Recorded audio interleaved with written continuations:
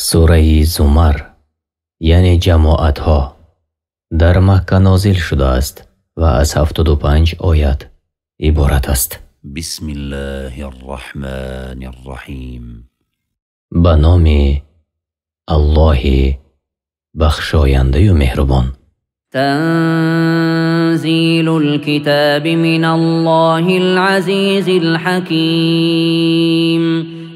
نازل شدن این کتاب از جانب الله پیروزمند است که بر دشمنانش غالب و در تدبیر خلقش و احکامش حکیم است.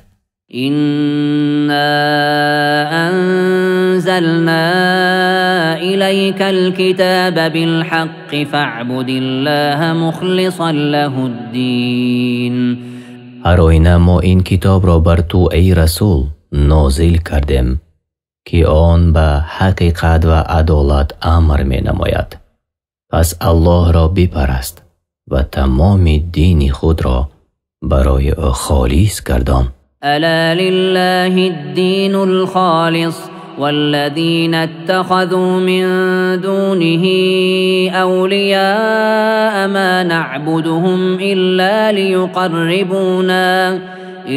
ليقربونا إلى الله زلفى إن الله يحكم بينهم فيما هم فيه يختلفون إن الله لا يهدي من هو كاذب كفار. آگاه باش که دین خالص و پاک از شرک از آن الله است و کسانی که به جای الله دوستان و یاوران گرفتند می گویند اینها را از آن را می پرستیم تا ما را به الله یکتا در مرتبه نزدیک سازند و شفاعت رسانند و هر آینه الله در آنچه از عبادتهایشان اختلاف می کنند روز قیامت میانشان داوری خواهد کرد و هر یکی را جزای مناسب خواهد داد. هر آینه الله دروغگو و ناسپاس را به راه راست هدایت نمی کند. لو أراد الله أن يتخذ ولدا لاصطفى مما يخلق ما يشاء سبحانه هو الله الواحد القهار. اگر الله میخواست که برای خود فرزنده بگیرد از میان مخلوقات خود هر چی را که میخواست انتخاب میکرد.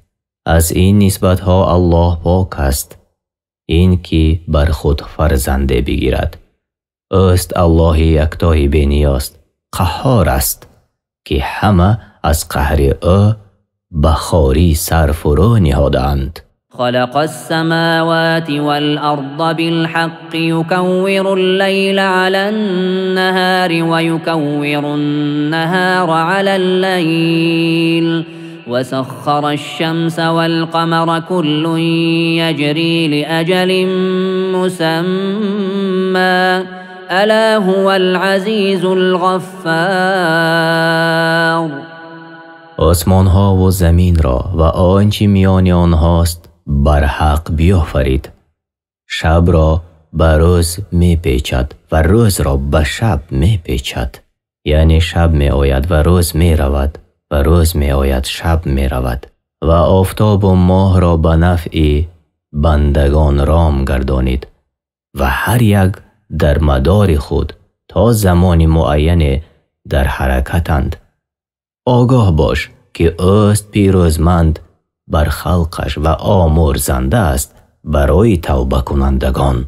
خلقكم من نفس واحدة ثم جعل منها زوجها وأنزل لكم من الأنعام 8 أزواج يخلقكم في بطون أمهاتكم خلقا من بعد خلق في ظلمات 3 ذلكم الله ربكم له الملك لا إله إلا هو فأنا تصرفون.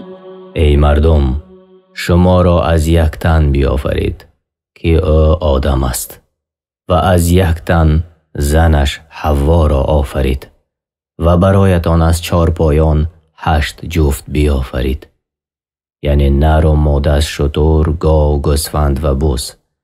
شما را در شکم مادرانتان در چند مرحله در درون تاریکی های سگانه آفرینش بخشید، یعنی در مرحله اول آن را به شکل نطفه، سپس به خون بسته، سپس به گوشت پاره، سپس در او استخوان می آفریند و آنگاه بر استخوانها گوشت می پوشاند و معنای در درون تاریکی های سگانه، یعنی تاریکی شکم، تاریکی رحم و تاریکی بچه‌دان.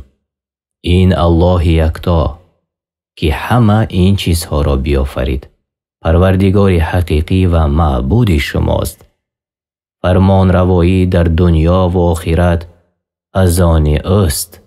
الله برحق جز آن نیست. پس چگونه از عبادت وی به سوی پرستش دیگران برگردانده می شود؟ تفسیر ابن کثیر.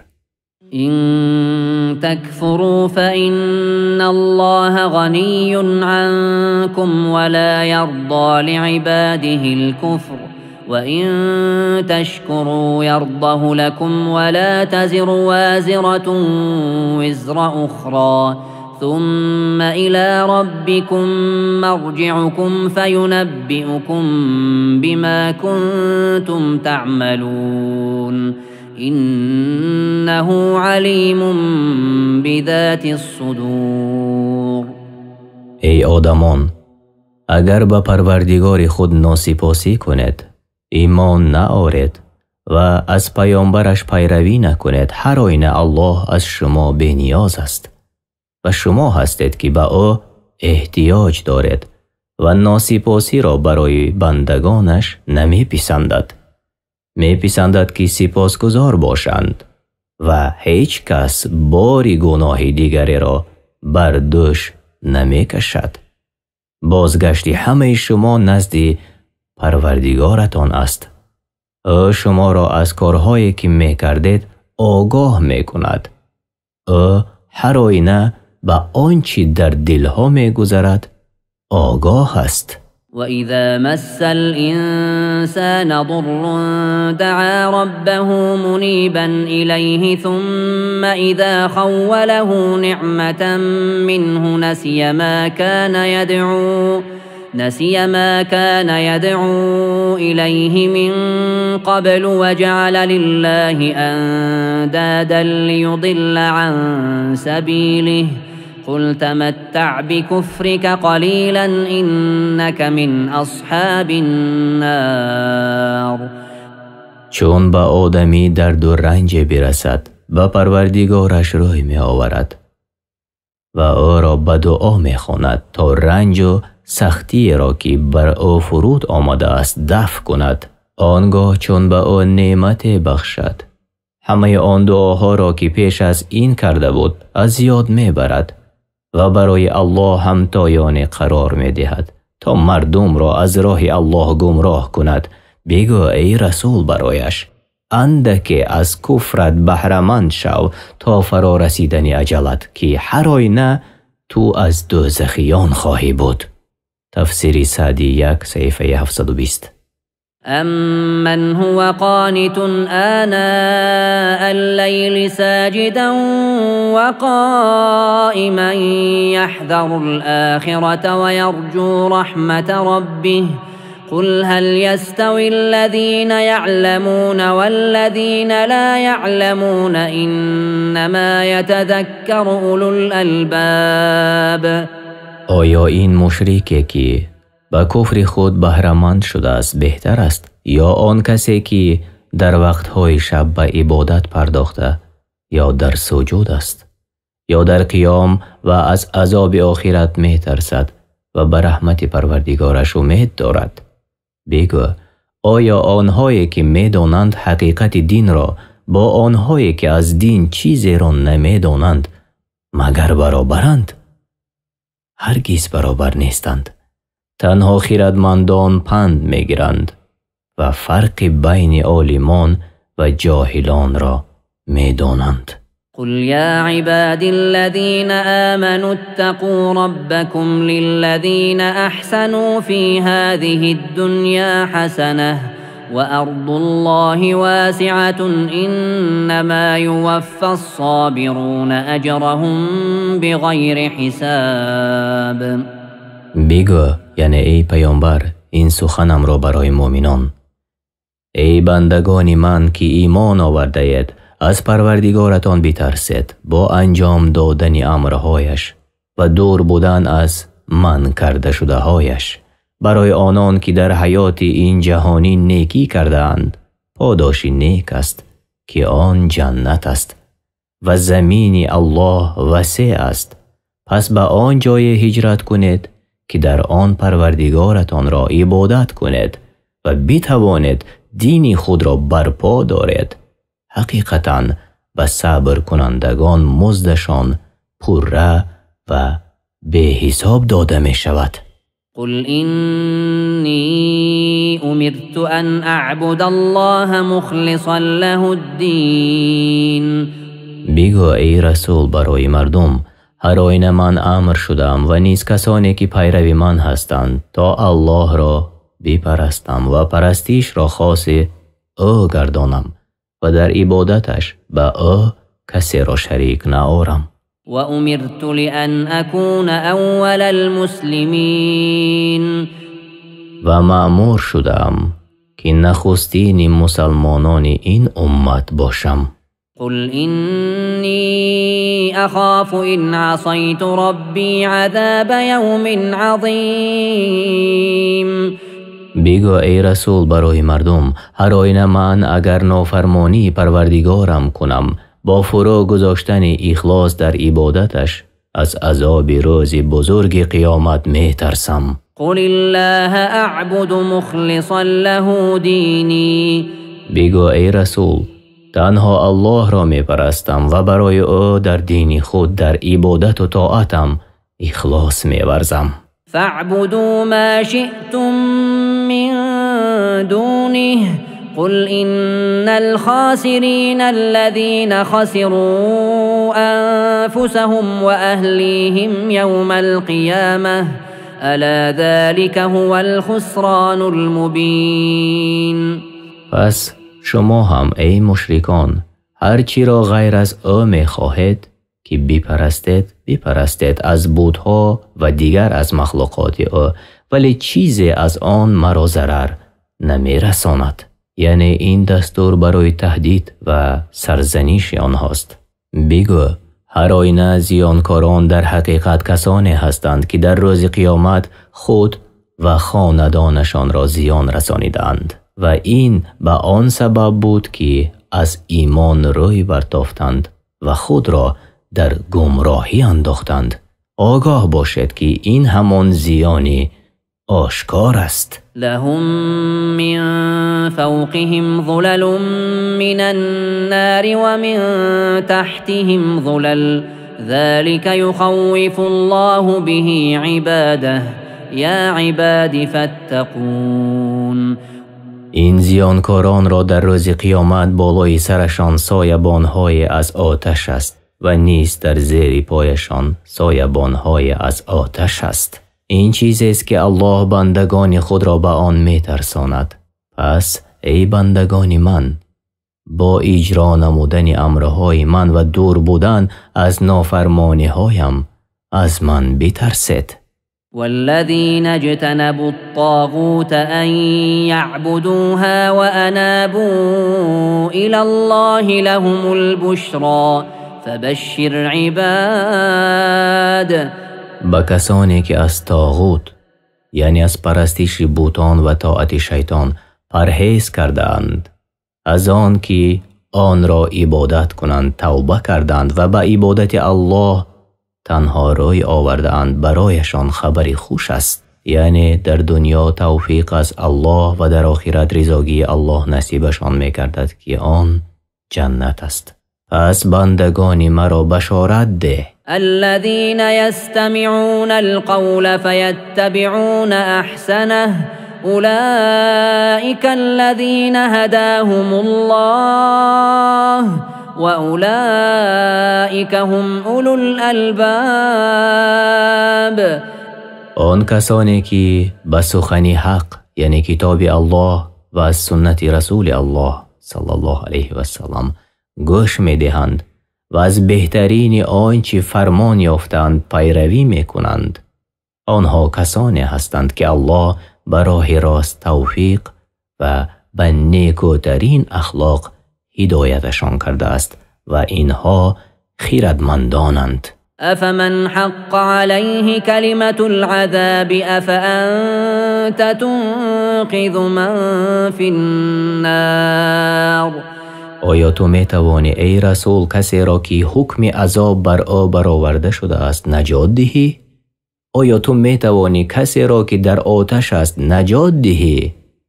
یعنی هرگز تو بر این کار قادر نیستی. لكن الذين اتقوا ربهم لهم غرف من فوقها غرف مبنية تجري من تحتها الأنهار وعد الله لا يخلف الله الميعاد. اما آنان که از پروردگارشان ترسیدند و او را با اخلاص عبادت کردند، برایشان عمارت‌هایی است بر بالای هم ساخته که از زیر درختان آن جای باران روان است.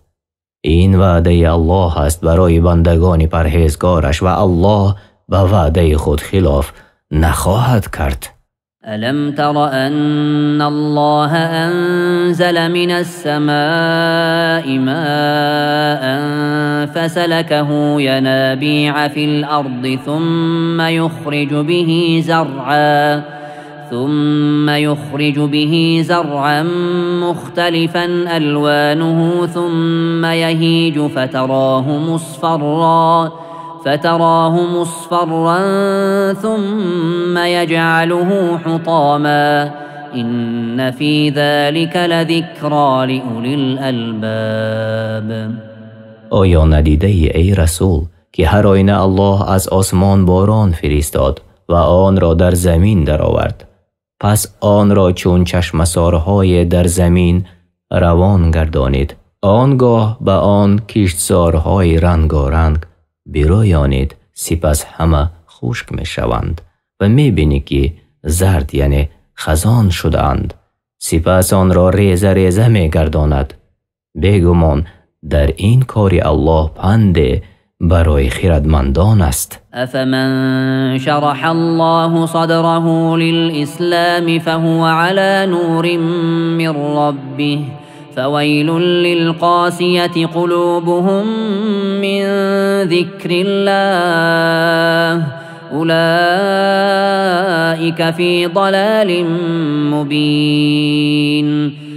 آیا کسی که الله دلش را برای قبول اسلام گشاده است، پس او از سوی پروردگارش از نور برخوردار است، همچون سخت دلان است؟ هرگز برابر نیست.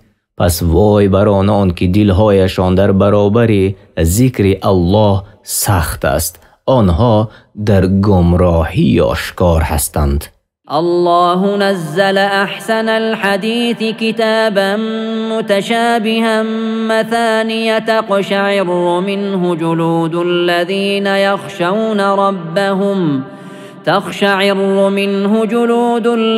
يخشون ربهم ثم تلين جلودهم وقلوبهم إلى ذكر الله ذلك هدى الله يهدي به من يشاء ومن يضلل الله فما له من هاد. الله بهترین سخن را نازل کرده است که قرآن است، کتاب آیاتش متشابه یعنی مانند یکدیگر و مقرر است که از شنیدن آن پوست‌های بدن کسانی که از پروردگارشان می ترسند به لرزه می افتد. سپس پوستهایشان و دلهایشان به یاد الله نرم می شود و آرام می گیرد. این راه الله است که هر کی را بخواهد به آن راهنمایی می کند و هر کی را خواست الله گمراه کند او را هیچ راهنمایی نخواهد بود. معنای متشابه مانند یکدیگر، یعنی بعضی از آیات قرآن با بعضی دیگری آن در زیبایی، حکم، صحتی معنا بیان و رسیدن به برتری درجه های بلاغت مانندی دارد. و معنای مقرر یعنی داستانها، اندرسها و احکام در آن به تکرار می آیند.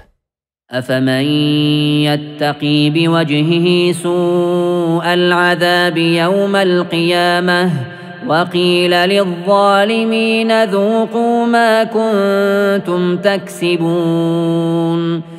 آیا کسی که روز قیامت با چهره خود، یعنی آیا کسی را که دست و پایش را بسته به آتش پرتافته می شود جز چهرهش چیزی نیابد که عذاب را از خود دور کند؟ عذاب سخت قیامت را از خود باز می دارد، مانند کسی است که خود را از عذاب امین می دارد و در بهشت است. و ستمکاران گفته می شوند به جزای کارهایی که در دنیا گناهکاری می کردید عذاب را بچشید. تفسیر طبری 21 صفحه 282. كذب الذين من قبلهم فأتاهم العذاب من حيث لا يشعرون. کسانی که پیش از آنها، یعنی پیش از قوم تو بودند، پیامبران را نیز دروغگو برآوردند و عذاب از جایی که نمی‌دانستند بر سرشان رسید. فأذاقهم الله الخزي في الحياة الدنيا ولعذاب الآخرة أكبر لو كانوا يعلمون. پس الله خواری و رسوایی را به امتهای تکذیب کننده در زندگی دنیا به آنها چشانید. هر آینه عذاب آخرت بزرگتر و سختتر است. اگر این مشرک ها می دانستند آنچه که آنها دوچار شدند به سبب کفرشان است، پس از آن عبرت می گرفتند. ولقد ضربنا للناس في هذا القرآن من كل مثل لعلهم يتذكرون.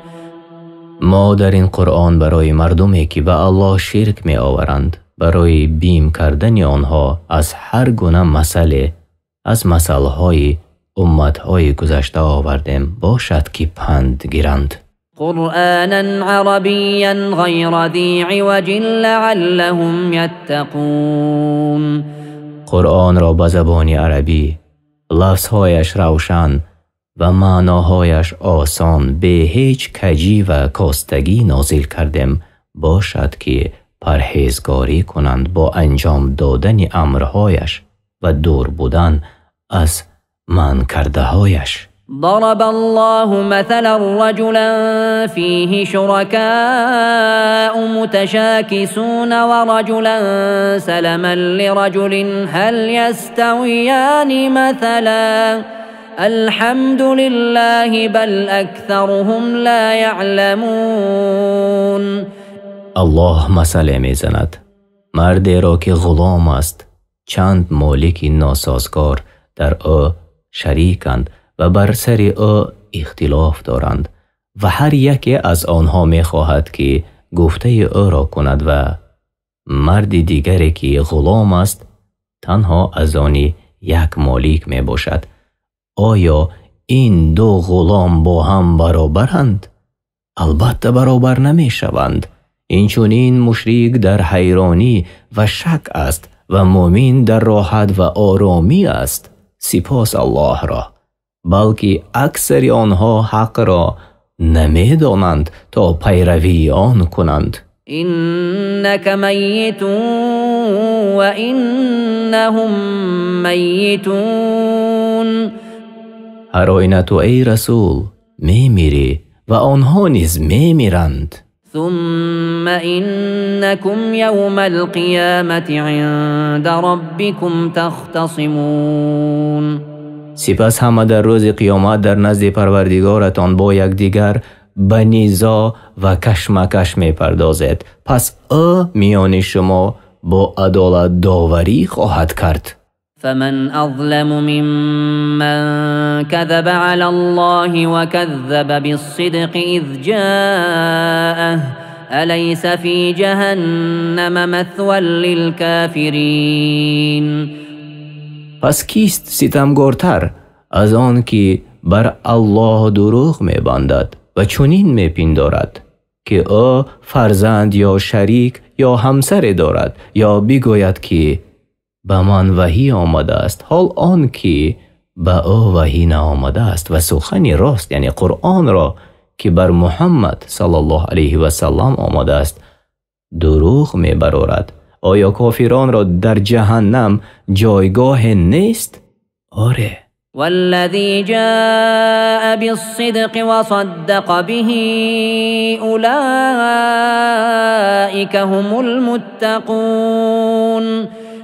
و کسی که از پیامبران حقیقت و راستی را در سخن و کردارش با خود آورد و پیروان رسول از روی ایمان و عمل آن را تصدیق کرد، آنان پرهیزگارند و سرپیشوای آنها پیامبر آخر زمان محمد صلی الله علیه و سلم و صحابگان او هستند که الله از آنها راضی باشد.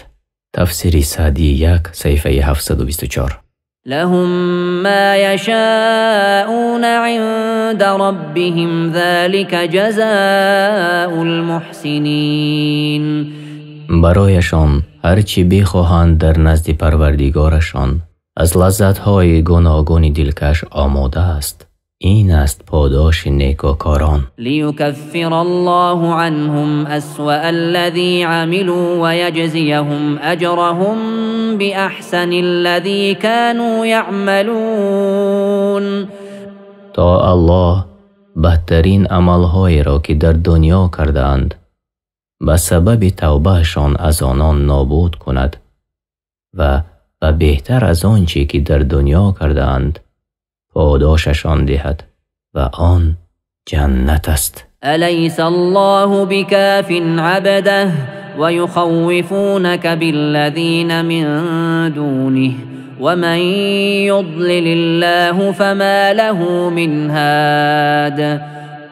تو را ای رسول با کسانی که غیر الله هستند می ترسانند. آیا الله برای نگهداری بندش کافی نیست؟ آره، او بندش را در کار دین و دنیایش بسنده است و از مکر و دشمنانش حمایت کننده است و هر کس را که الله گمراه سازد پس برای او هیچ راهنمایی نخواهد بود که او را از گمراهی بیرون آورد. ومن يهد الله فما له من مضل أليس الله بعزيز ذي انتقام. هر کس را که الله به سوی ایمان و عمل به کتابش و پیروی رسولش راهنمایی کند او را گمراه کننده نیست. آیا الله پیروزمند و انتقام گیرنده نیست از کسانی که او را نافرمان برداری می کنند؟ ولئن سألتهم من خلق السماوات والأرض ليقولن الله قل أفرأيتم ما تدعون من دون الله إن أرادني الله بضر هل هن كاشفات ضره أو أرادني برحمة هل هن ممسكات رحمته قل حسبي الله عليه يتوكل المتوكلون. اگر از آن مشرکانی که غیر الله را پرستش می کنند بپرسی چی کسی آسمان ها و زمین را آفریده است حتما خواهند گفت الله یکتا. بگو پس آنهایی را که غیر او می پرستید چگونه می بینید؟ اگر الله یکتا بخواهد و من رنج برساند آیا اینها می توانند آن رنج را دفع کنند؟ یا اگر بخواهد به من رحمت ارزانی دارد. می توانند آن رحمت را از من باز دارند؟ حتما بگویند که نمی توانند. بگو برایشان الله در جلب منفعت و دفع زیان و مشقت برای من بسنده است. توکل کنندگان به او توکل می کنند. قل يا قوم اعملوا على مكانتكم إني عامل فسوف تعلمون من يأتيه عذاب يخزيه ويحل عليه عذاب مقيم. بگو ای رسول برای سرکشان قومت: ای قوم من، چگونه که غیر الله را پرستش دارید، موافق ایمان خیش عمل کنید. من نیز به آنچه فرموده شدم عمل میکنم. به زودی خواهید دانست که چی کسی به عذابی که خارش میسازد در دنیا گرفتار میشود یا در آخرت عذاب جاوید بر سر او فرود می آید. إنا أنزلنا عليك الكتاب للناس بالحق فمن اهتدى فلنفسه ومن ضل فإنما يضل عليها وما أنت عليهم بوكيل. آراینا ما این کتاب قرآن را به حق برای هدایت مردم بر تو نازل کردیم. پس هر کس که به روشنی آن هدایت یافت و به آن عمل کرد به نفع خود اوست و هر کی به آن عمل نکرد و از راه حق گمراه شد البته به ضرر خود به گمراهی افتاده است. و تو ای رسول وکیل اعمال آنها نیستی تا عملهایشان را محافظت نمایی و بر آنچه که میخواهی مجبور سازی، بلکه وظیفه تو تنها رسانیدن حق است. الله يتوفى الأنفس حين موتها والتي لم تمت في منامها فيمسك التي قضى عليها الموت ويرسل الأخرى إلى أجل مسمى إن في ذلك لآيات لقوم يتفكرون. الله جانها را به هنگام مردنشان میگیرد و این مرگ است که اجل انسان به پایان میرسد و نیز میگیرد جان کسانی را که در خواب خود نمردند، یعنی اجل آنها هنوز به سر نرسیده است. جانهایی را که حکم مرگ بر آنها رانده شده نگه می‌دارد و این جان کسی است که بمیرد و جان دیگران را تا زمانی که معین است باز می‌فرستد و این جان کسی است که از خواب برمیخیزد. هر آینه در این گرفتن جانها و نگاه داشتن یا پس فرستادن آنها عبرت‌های روشن است بر قدرت الله برای آنهایی که می‌اندیشند. تفسیر طبری 21 صفحه 299 در ترجمه معنا چنین آمده است: الله تعالی جانها را در لحظه مرگ میگیرد و نیز جان کسی را که نمرده است به هنگام خوابش میگیرد.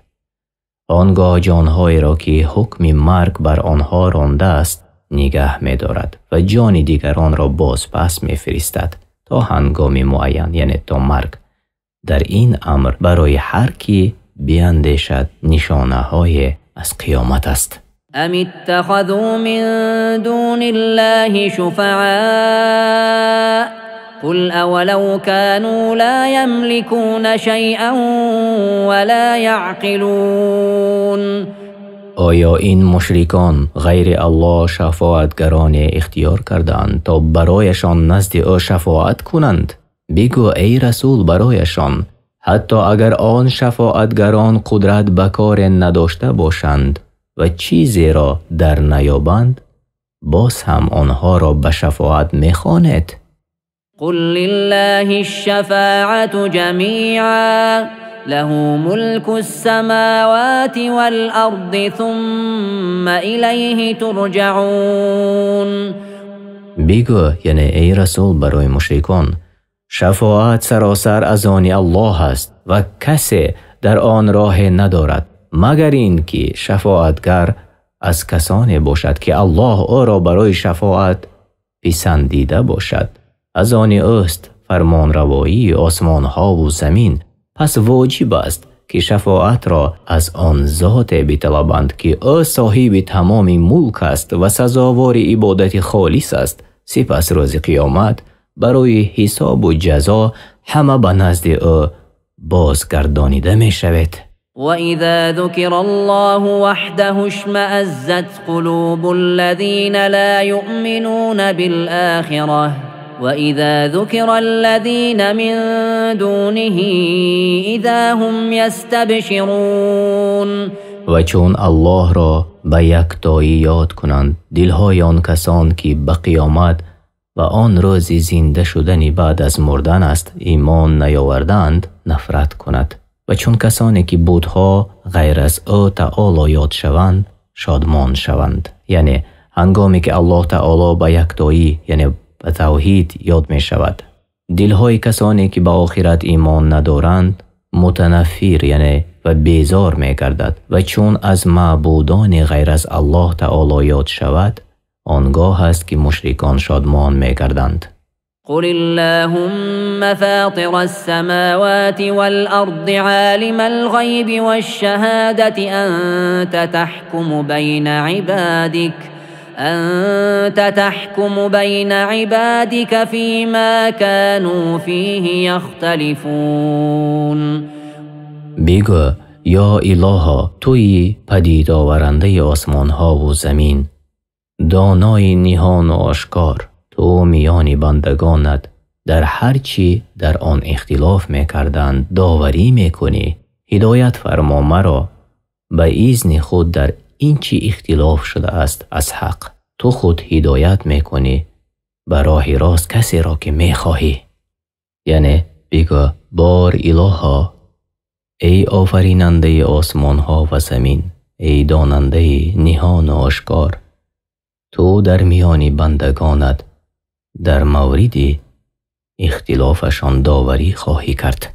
ولو أن للذين ظلموا ما في الأرض جميعا ومثله معه لافتدوا به من سوء العذاب يوم القيامة وبدا لهم من الله ما لم يكونوا يحتسبون. آراینا اگر هرچی در روی زمین است از مال و ذخیره ها و مانند آن همراهش از آن ستمکاران باشد که در روز قیامت آن را بدهند تا از عذاب الله رهایی یابند، از آنها پذیرفته نمی شود و هیچ چیز عذاب الله را از آنها دور نمی سازد و از سوی الله برایشان چیزهای آشکار شود که هرگز در دنیا آمدن آن را گمان نمی کردند. و بدا لهم سیئات ما کسبوا و حاق بهم ما كانوا به یستهزئون. در روز قیامت جزای اعمال بدی که در زندگی دنیا می کردند مانند شرک و ظلم برایشان آشکار شد و آنچه پیامبر برایشان از عذاب روز قیامت وعده می داد مسخرهشان می کردند.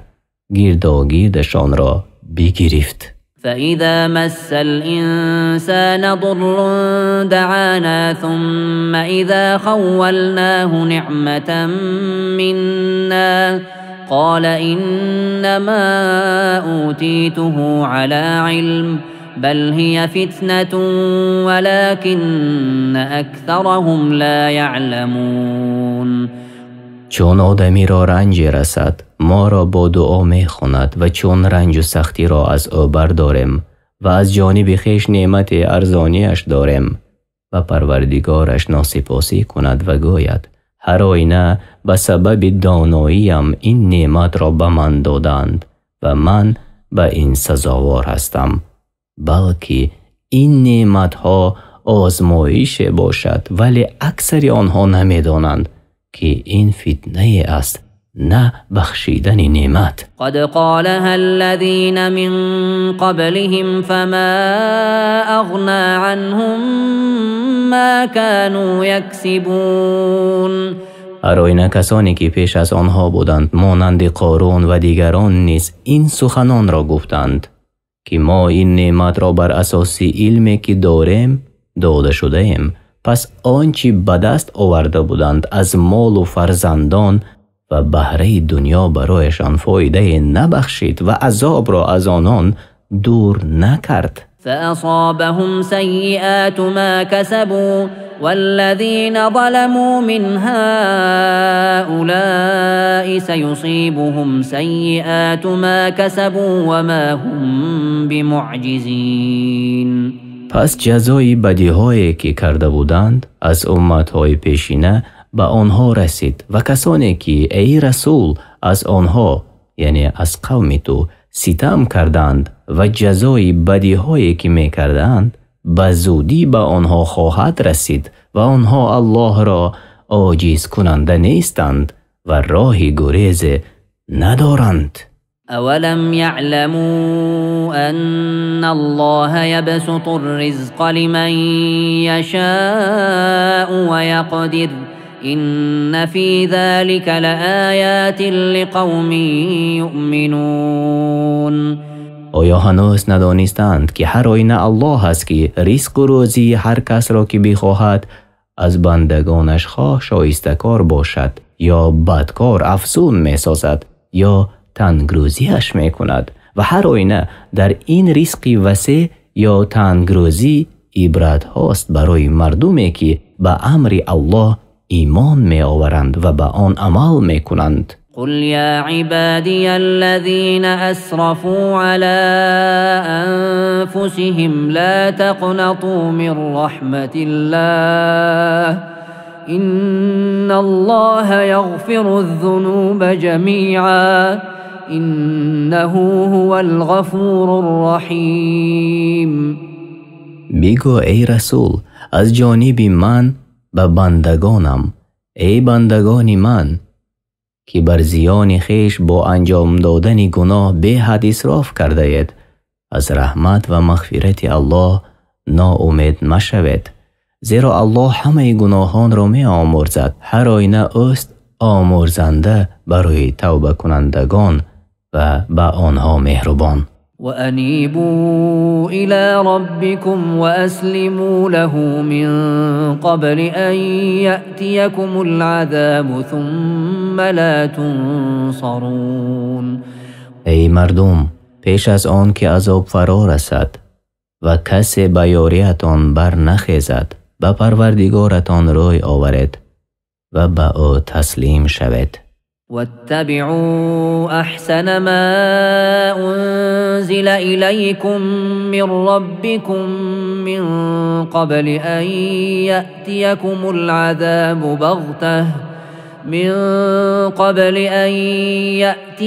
العذاب بغتة وأنتم لا تشعرون. و از بهترین چیزی که قرآن است از جانب پروردگارتان بر شما نازل شده است پیروی کنید و فرموده هایش را اجرا نماید و از من کرده شده هایش دور ایستید پیش از آن که ناگهان عذاب به سراغ شما آید در حالی که شما از آن بخبرید. أن تقول نفس يا حسرة على ما فرطت في جنب الله وإن كنت لمن الساخرين. یعنی اطاعت پروردگارتان را کنید و به سوی او توبه کنید تا مبادا کسی در روز قیامت نگوید ای افسوس که در دنیا در کار الله کوتاهی کردم و بیگمان از مسخره کنندگان امر او و کتاب و پیامبرش بودم. أو تقول لو أن الله هداني لكنت من المتقين. یا بگوید البته اگر الله مرا به دین خود هدایت میکرد حقیقتاً من از پرهیزگاران بودم. أو تقول حين ترى العذاب لو أن لي كرة فأكون من المحسنين. یا چون عذاب را روزی حساب ببیند بگوید البته اگر باری دیگر به دنیا باز میگشتم از نکوکاران میشدم.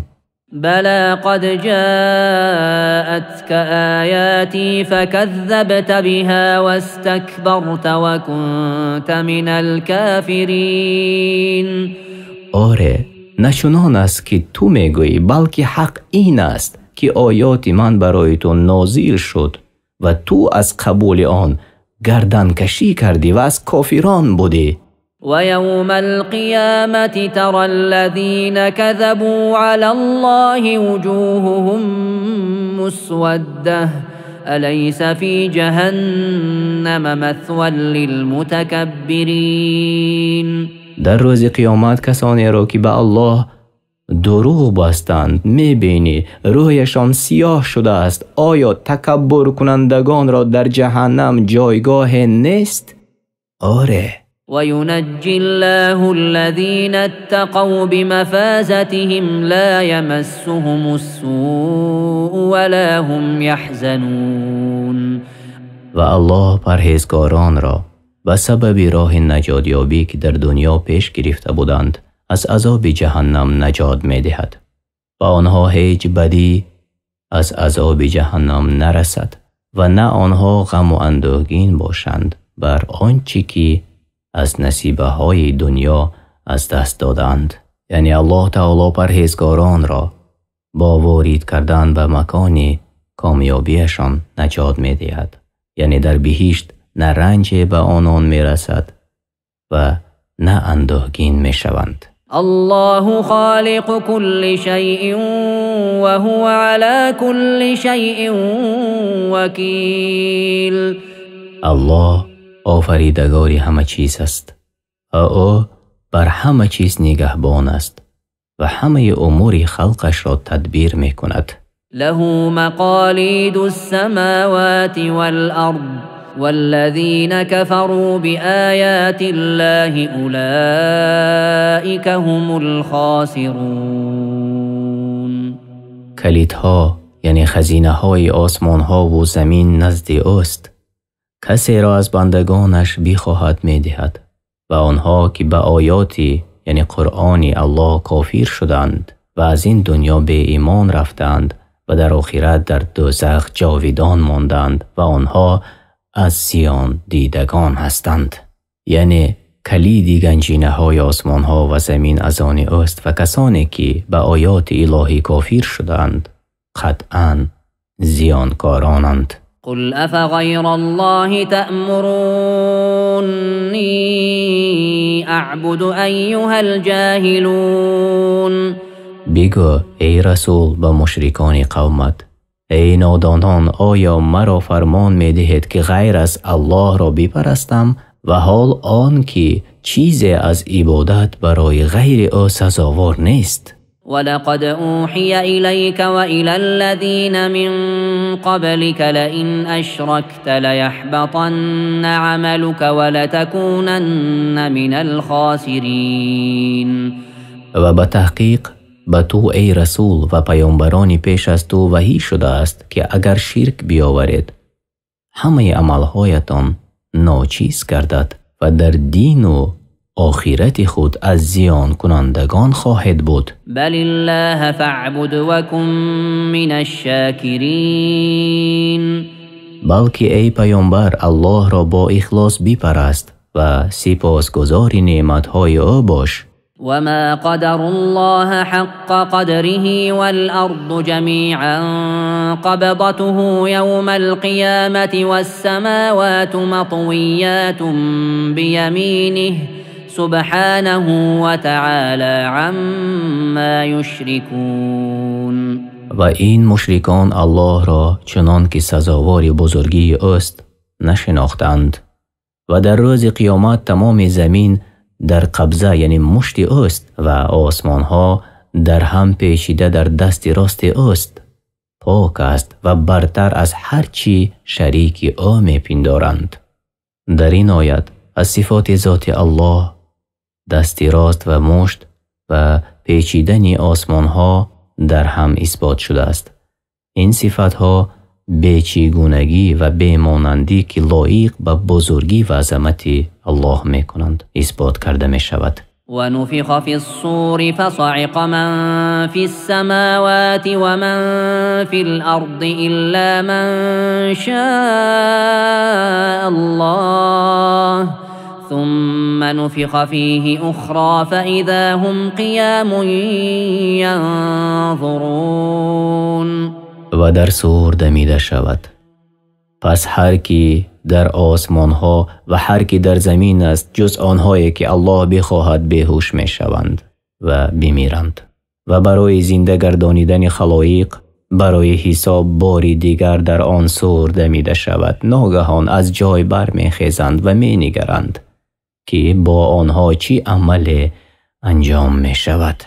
وأشرقت الأرض بنور ربها ووضع الكتاب وجيء بالنبيين والشهداء وقضي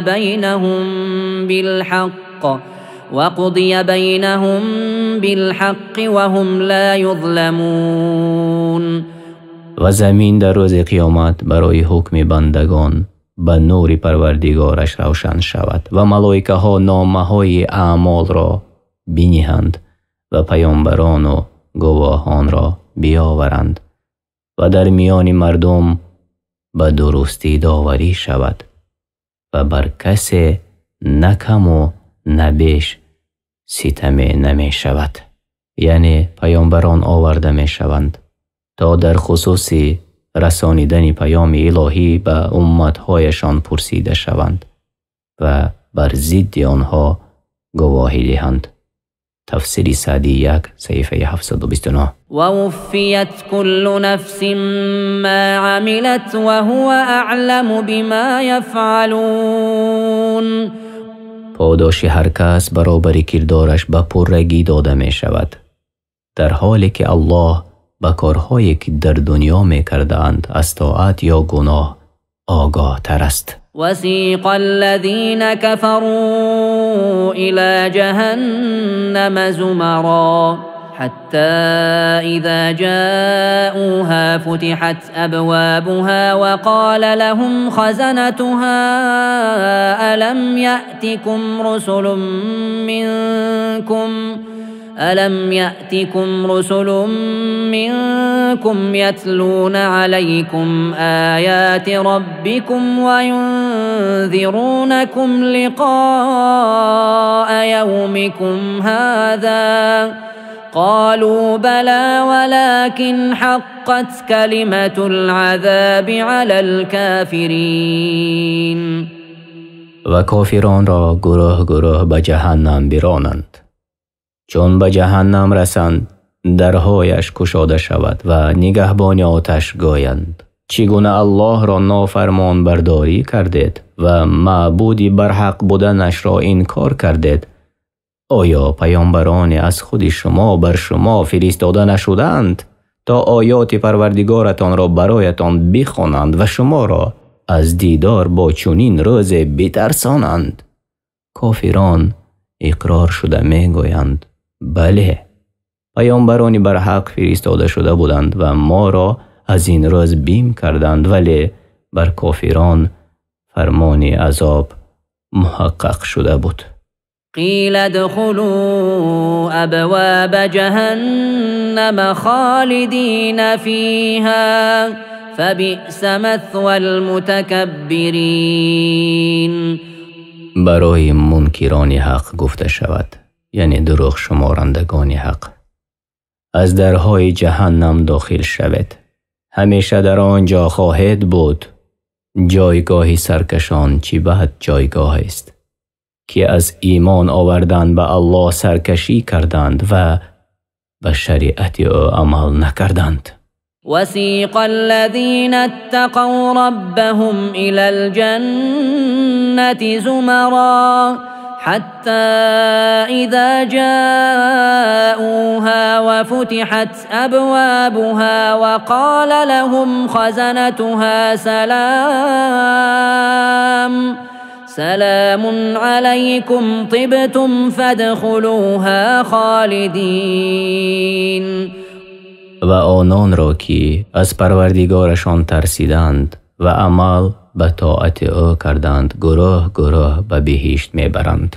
چون به بهشت برسند درهایش گشاده شود و از سبب پاک بودن اثر گناهانشان در بانهای بهشت با مژده‌ها و خرسندی‌ها برایشان گویند سلام بر شما، پاکیزه بودید، خوش باشد، پس جاویدانه به آن بهشت درآید. وقالوا الحمد لله الذي صدقنا وعده وأورثنا الأرض نتبوأ من الجنة حيث نشاء فنعم أجر العاملين. و مؤمنان میگویند سپاس الله را که هر وعده که بر زبان پیامبرانش به ما داد راست گردانید، یعنی وعده‌اش را به جا آورد. آن سرزمین بهشت را به میراث به ما داد و اکنون در هر جای بهشت که بخواهیم مکان میگیریم. پس چه نیکو است پاداش عمل کنندگانی که در طاعت پروردگار خویش سعی و کوشش نمودند. وترى الملائكة حافين من حول العرش يسبحون بحمد ربهم وقضي بينهم بالحق وقيل الحمد لله رب العالمين. و ای پیامبر، فرشتگان را میبینی که گردی عرش الله حلقه زدند و به سپاس و ستایش پروردگارشان مشغولند. میان آن بندگان به درستی داوری گردد و اصلاً به آنها هیچ گونه ستمی نشود و در عوض عدالت و حکم الله از جانب همه هستی گفته می شود که همه ستایش از آن الله است که پروردگار جهانیان است. یعنی در آن روز فرشتگان را خواهی دید که پیرامون عرش حلقه زدند و پروردگارشان را به پاکی می ستایند و میان مردم به حق و عدالت داوری خواهد شد و گفته می شود ستایش و سپاس مخصوص الله تعالی پروردگار جهانیان است. قرآن کریم و ترجمه معنای آن در روش تفسیر میسر به زبان تاجیکی. اگر ترجمان و یا ما کجای به خطا راه داده باشیم طلب دعا میکنیم که الله ما را بیامرزد.